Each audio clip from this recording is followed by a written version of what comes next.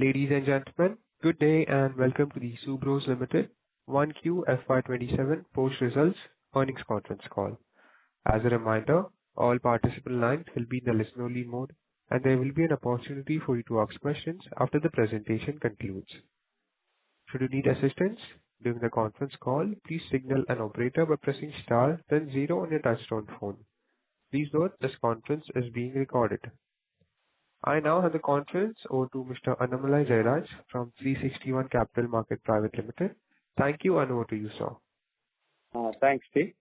On behalf of 361 Capital Market, welcome to Subros Limited 1QFY27 post-result conference call. From Subros Limited management, we have with us today Mr. Pramod Kumar Dugal, Executive Director and Chief CEO, Mr. Hemant Kumar Agarwal, Chief Financial Officer and Senior Vice President Finance, and Mr. Sukhbinder Singh Gill, Vice President Finance. I now hand over the call to Mr. Pramod Kumar Dugal for the opening remarks, to be followed by question and answer session. Over to you, sir. Thank you, Mr. Jairaj. Good morning, ladies and gentlemen, and very warm welcome to all of you on investor conference call of Subros Limited for Q1 of 2026-27. The first quarter of FY27 has been an eventful one. While the Indian economy continued to demonstrate resilience, the global business environment has once again reminded us how quickly the external condition can change.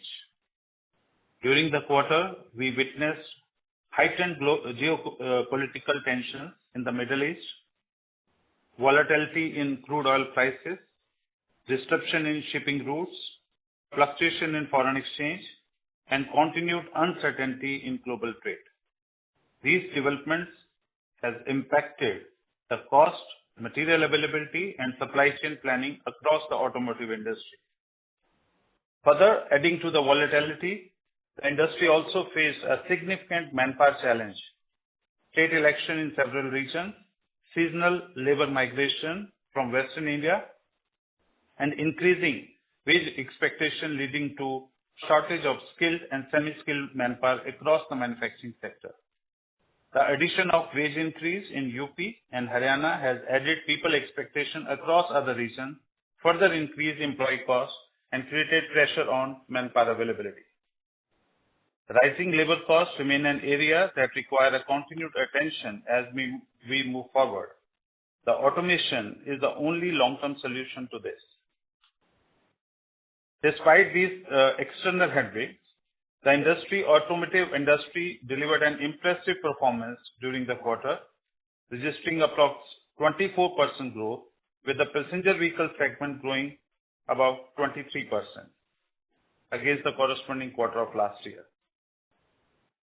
Strong rural demand, improving consumer sentiment, and continued momentum in utility vehicle and electric mobility continued to be the robust growth driver. At the same time, customer expectation continued to rise with the faster model changes, increasing localization requirement, and greater emphasis on technology, quality, and cost competitiveness. Against this backdrop, our team at Subros responded with agility and commitment. We remain closely engaged with the customer and suppliers, strengthening the supply chain coordination, accelerated localization initiative, and maintain a sharp focus on operational excellence. We at Subros has recorded a healthy revenue growth of 17.5% during the quarter, reflecting the confidence of our customer and dedication effort of our team. While our top-line performance has been encouraging, the profitability remained under pressure. Escalation of commodity prices, industrial gases, logistic costs, manpower expenses had made an adverse impact, approximately more than 1% on our EBITDA margin during the quarter. Coming to the financial performance, as we reported, the total revenue from operation 1,032 crores during the quarter one, represented a growth of 17.52 over a corresponding quarter. Share of business of Subros in passenger vehicle is stood at 41% in passenger vehicle cars, in truck segment 41%, and bus segment it is 16%. Despite elevated commodity price and inflationary pressure during the quarter, the company has improved the profitability through aggressive cost optimization. Although there is a impact on EBITDA during quarter 1 was 86.99 crore, approximately 87 crore. Profit before tax is 55.59 crores, while the profit after tax is 41.38 crores.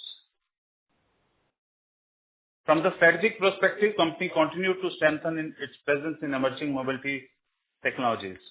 Besides from hybrid, electric and CNG vehicle thermal system, which contributes now around 25% of our total revenue and has grown 9% over last year. Our non-passenger vehicle diversification strategy is also yielding encouraging results now. Commercial vehicle business, which is mainly from the truck aircon side, has grown 77% during the quarter. And bus AC also has grown by 6% during the quarter. The railway business in particular continued to emerge a significant growth vertical for us. We have increased our investment in railway infrastructure and also the product availability, and we will see the results in coming tenders which are planned in subsequent periods. Let me now elaborate you about the ongoing expansion project. Our Kharkhoda Greenfield project is progressing well. Construction activities are almost at an advanced stage of completion. The facility has started taking shape. Machine readiness is underway, and we are hopeful now the SOP of this project will be in the third quarter of this financial year. In addition, we have initiated another greenfield project at Gatsanpura, Gujarat, focuses on compression manufacturing. This facility will be supporting the growth of EV and hybrid ecosystem, while we are also expanding the mechanical compressor for ICE engine from this facility. We are happy to inform that in last week only, we have signed a technology assistance agreement for local manufacturing of e-compressor between Denso Corporation Japan, Toyota Industries Corporation Japan, and Subros. We have updated this news to the stock exchange as well. Before I conclude, let me briefly summarize the key financial highlight of quarter 1. Revenue from operation stood at 1032 crores, registering a growth of 17.52%. EBITDA of approximately 87 crores with a marginal decline of 0.82%, primarily reflecting the impact of cost escalation. Profit before tax is 55.59 crore with a growth of 2.11%, and profit after tax is 41.38 crores, recording a growth of 1.76% during the quarter as compared to the previous corresponding period. While the operating environment continued to remain challenging, particularly due to geopolitical uncertainties resulting into cost pressure, the strong growth in top line provides us the ability to absorb these temporary pressures. As long as we are growing our revenue and maintain operational discipline, we believe this situation will be manageable unless there are certain extraordinary events occur. Thank you very much, and now we are happy to take questions. Thank you, sir. We will now begin the question and answer session. Anyone who wishes to ask a question may press star and 1 on their touchtone telephone. If you wish to withdraw yourself from the question queue, you may press star and 2. Participants are requested to use handset while asking a question. Ladies and gentlemen, we will wait for a moment while the question queue assembles.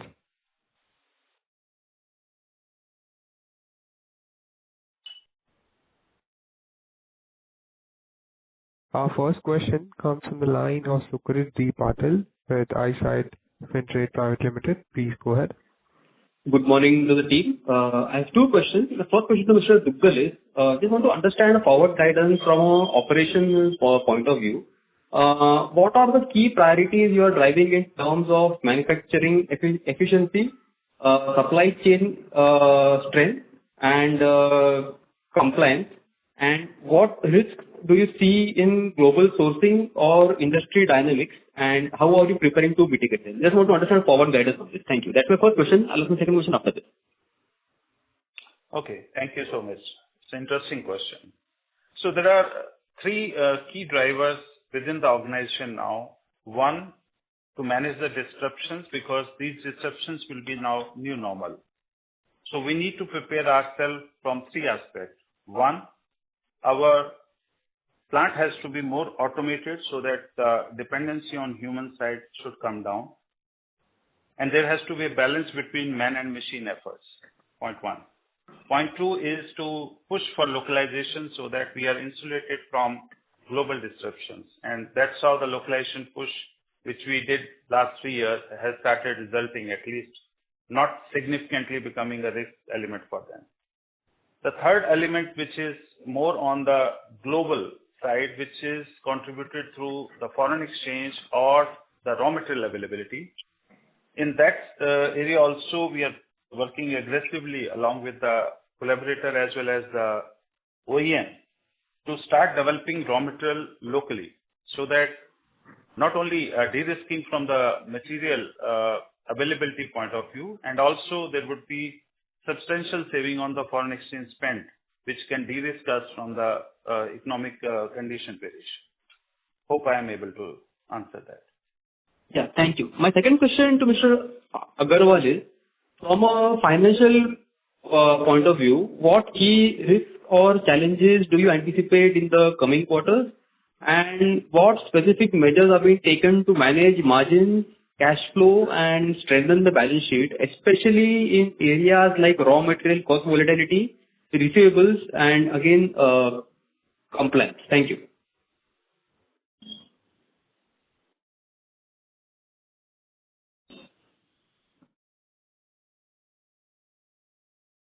Okay, I'll answer that also. From financial prudence point of view, there are three actions which are very important for us. While this disruption or a volatility in the geopolitical subject is a temporary phenomena, our investment for building up capacity, engaging with the customer for long-term business engagement is ongoing. To insulate the margin side, on foreign exchange, we have consistent hedging policy, which is not significantly impacting us on day-to-day volatility. Our cash flows are intact. Whatever internal accruals we are doing, we are reinvesting into the business, except for the strategic project where we have already taken approvals for long-term funding for Kharkhoda as well as Karsanpura projects, so that once these projects will be operational, the cash flow to support the repayment of loans, etc., can be worked out. On receivable side, there is no challenge because all our customers, there is no threat on the cash flow availability, and we are getting all our payments as per the agreed term. Thank you, and best wishes. Thank you. Thank you. Participants who wish to ask a question may press star and 1. The next question comes from the line of Mayur Pakeria with Wealth Managers. Please go ahead. Good morning, sir. Thank you for taking my question. Yeah. Sir, this quarter marks the 4th quarter in a row where our margins have not kept up to what is normally was expected. While we understand that there are a lot of global situations which are panning out, when we look at many companies otherwise around, that has not been as severe as what particularly Subros has gone through. And surely because of the situation in Haryana and North, the labor cost which we see across sector and across companies impacting. So a couple of things coming in for us. I just wanted to understand one more detail, if it is possible, that while global and certain external situations have been not in our favor, is it that the composition, the fact that aircon have also started during the same period, just wanted to understand that is it possible that the segment growth which we are seeing in that has also the mix has an impact on the margins, which is a slightly more structural in nature as we go ahead. Does that have also a role over here? I will say partially, but as you said, there are four elements which has impacted on the margin, and last 3 to 4 quarters we have seen the upside only. And if for example, we have indexation formula with all our customers for commodity and foreign exchange on a quarter lag. So now if it is a quarter lag and the trends are up and down in a mix, so that means within 2 to 3 quarters, the impact will be nullified. But last 3 quarters, the trends are only on the upside. So whatever recovery we did in subsequent quarter related to previous quarter, the impact of increase is much higher than that recovery. That's why it is not reflected in the ratios which we could see on material and other ratios. On manpower cost, this change was sudden, and this change reflected in Q1 of this year only, when Haryana first announced increase of wage roughly 30%, 32%, and followed by UP matched that with around 26-28%. This was extraordinary impact, and this was not budgeted for or not part of any planning ever, because this was more driven from a political side. So still now we are working very aggressively to counter this situation, working on productivity enhancement, cycle time improvement, also going for automation in a gradual way, so that impact on cash flow as well as investment is not extraordinarily high. But addressing your second part, in aircon thermal business, there would be impact of the model mix, there would be impact of segment mix, and also because the raw material for thermal is mostly coming from the import cycle, so that would be impacting if the geopolitical issues are not settled or they are becoming more risky to the business. Right. So, sir, I have one request, and while again reiterating and clearly understand there are things which are there outside our thing, but from an internal perspective, as far as communication and guiding is there, we have been maintaining of a double-digit margin from quite some time. Can we clearly say that is something which is still off the table, at least for next 12 months? At least that much can we see? Because what happens is the expectation continues to remain high, because as you rightly said, while there's a trending market as far as commodity pressures and other things are going up, the expectation is that we would recover many of those in the next quarter or post that quarter, but it continues to lag the expectation for quite some time now. It's been almost 2.5 years now that our 12% aspiration margins continues to get pushed out. I understand you had mentioned it is a medium to long term, but can we say that outlook is still it is pushed out by another 12 months, so that the expectations are quite reasonable in that? Or do we believe that the bottom is the worst is behind us and now we should see improvement? No, I'll say with the current circumstances and the condition what we have as of now, this will take time. If the situation recover politically, still it will take time between 3 to 6 months to streamline the whole ecosystem and the supply chain disruptions get eased out.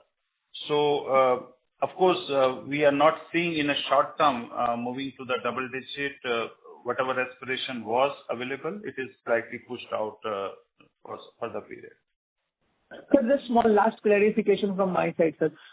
When you mentioned the aspect of the increase in wages on the Haryana and other side, UP side, and your commentary, if I'm reading it right, does it also mean that the indexation, the cost indexation understanding which we have, this particular element of such a sharp rise is not happening, is not getting recovered anytime soon, because this was not an even base and this is going to be more structural, and now this has to be recovered only by way of our productivity and internal measures. Does that mean that it will not be getting reflected in the pricing for us? No, it will be because of our discussion with all our customer to compensate this sharp increase, because business cannot absorb this 25 to 35% of wage increase in a short term. So our discussion with our customer to compensate that is ongoing, and there are certain positive signals to settle this very quickly. Okay, sir. Thank you, and wish you all the best in incoming. Thank you.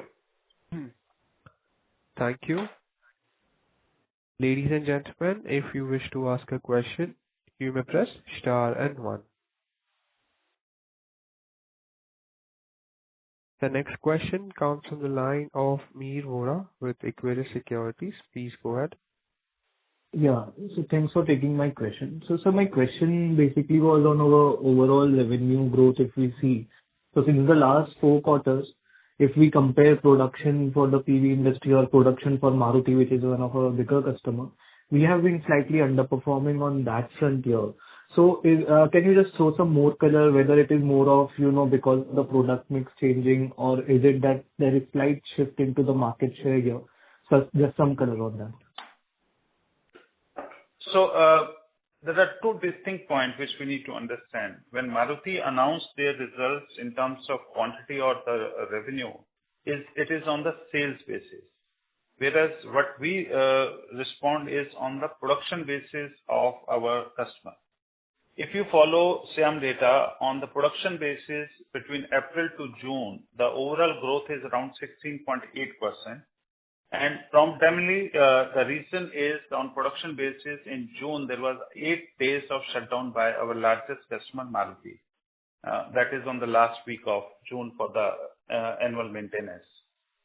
So we always track on production basis KPI. And also, there would be slightly impact of the model mix, model which we are servicing to the customer and model which our competition is servicing to the customer. There would be a slight impact of that as well. But if we see the dealer inventory during the quarter also has come down because of the higher retail sale or wholesale sale which has happened in the market. So this whole impact is a cumulative, reflection of all these key drivers.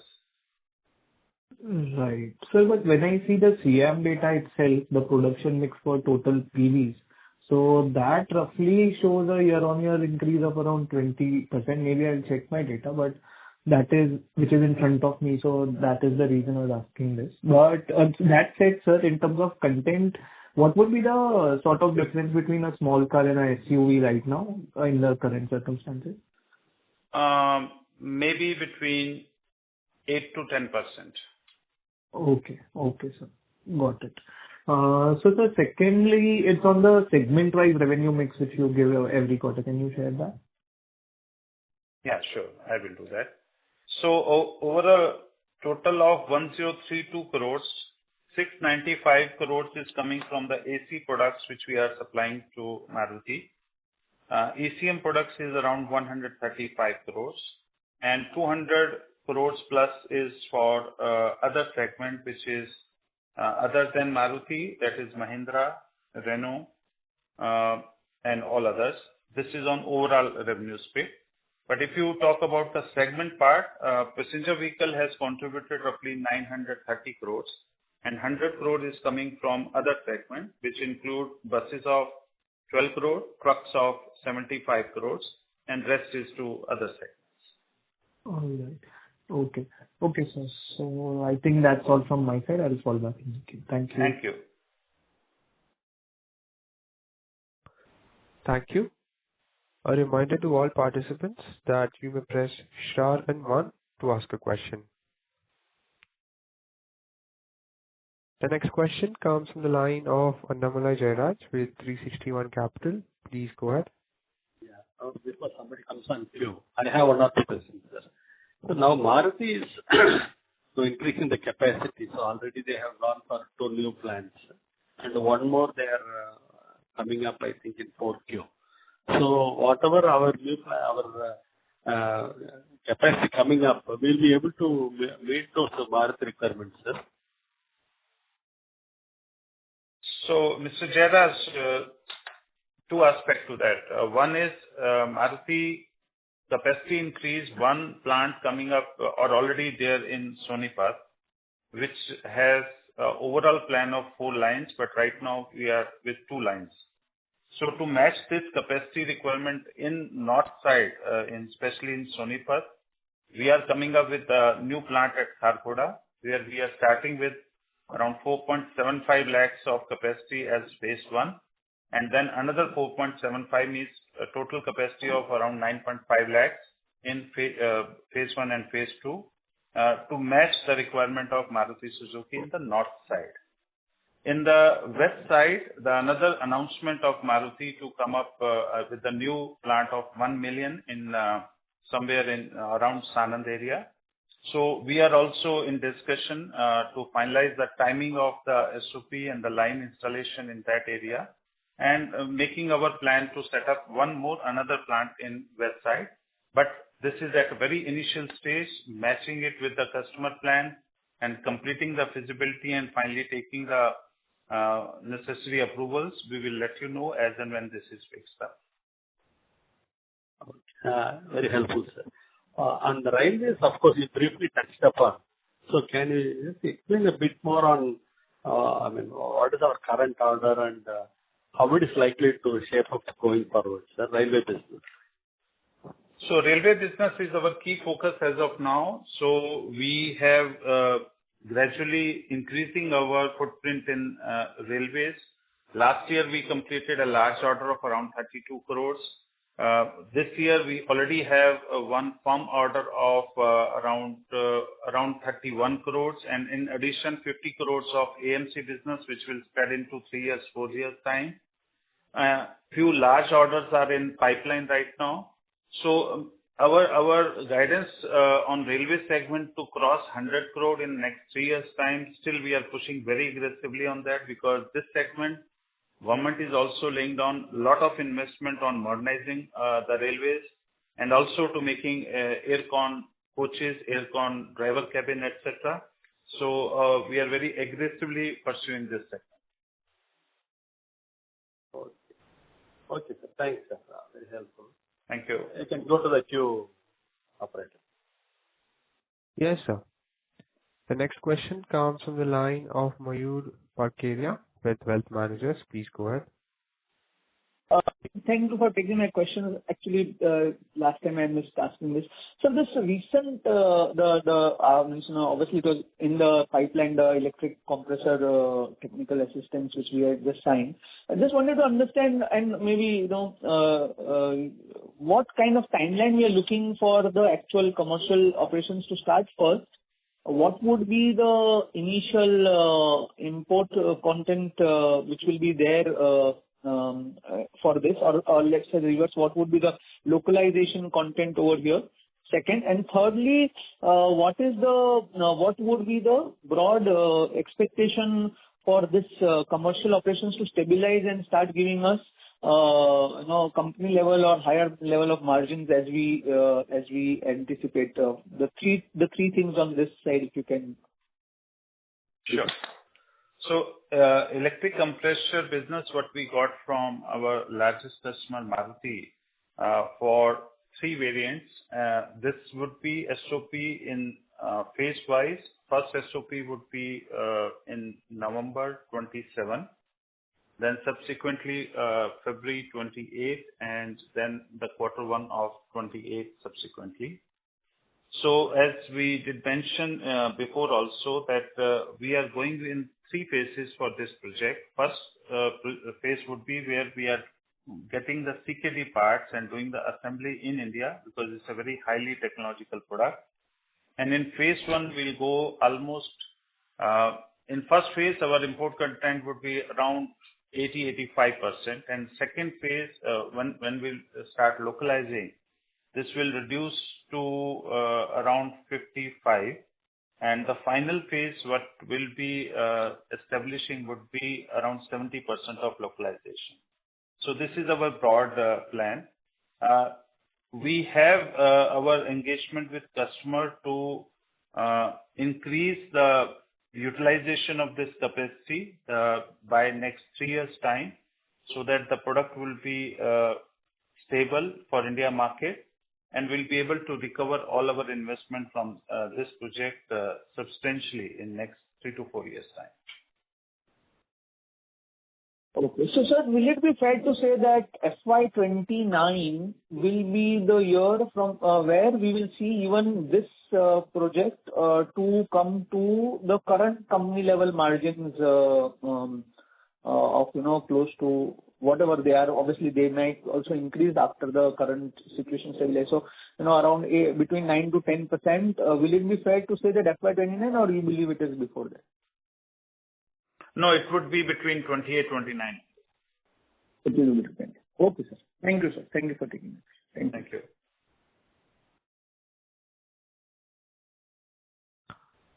Thank you.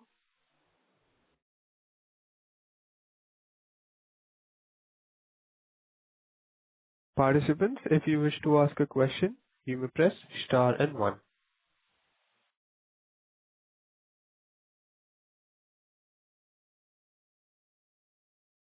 Thank you. As there are no further questions from the participants, I would now like to hand the conference over to the management for closing comments. So, thank you once again, showing confidence. Sorry to interrupt, sir. There's actually a question. It's from the line of Deepak Ajmera with IG India. Please go ahead. Okay. Hello. Am I audible? Yes, please. Government has mandated the truck require cabin AC. So, what's the growth over there? And would like to know how much growth we will in future we will projecting. So truck AC mandate has happened on, I think specifically June 8 of 25-26, and after that it is all N2 and 3 category of trucks have started using mandatory aircon. If you follow our result last year, 25-26, the total revenue from this segment was roughly 260 crores. And as the growth of truck segment or CV segment, if we take a normal growth of 8 to 10% in next 3 times, this segment definitely will contribute substantially to our overall revenue pie. Our first target is to reach to 300 crore, which is likely to happen in this year itself, and then to take this to 400, 450 crores in next 2 to 3 years. And what is our revenue guidance, if you can just highlight it? For this segment? What's our revenue guidance for the next year?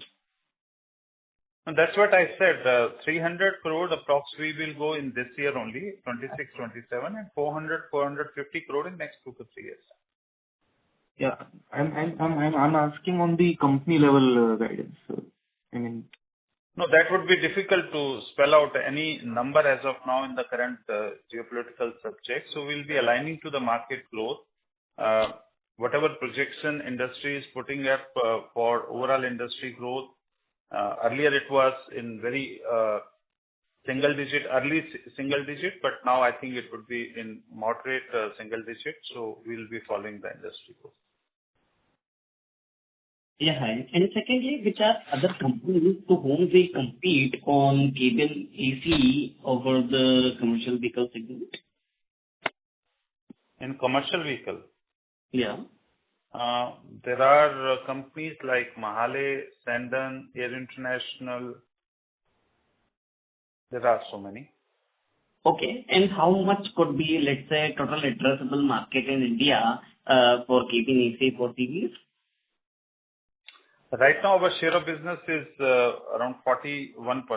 As I said, we clocked around 260 crore last year. So if you extrapolate that, would be around 600, 700 crore market as of now. And going forward, CV segment growth, I think it would be in the range of 800 crores approximately. Got it. So we are, let's say, likely to grow in line with the market. Yes, of course. Okay. Thank you.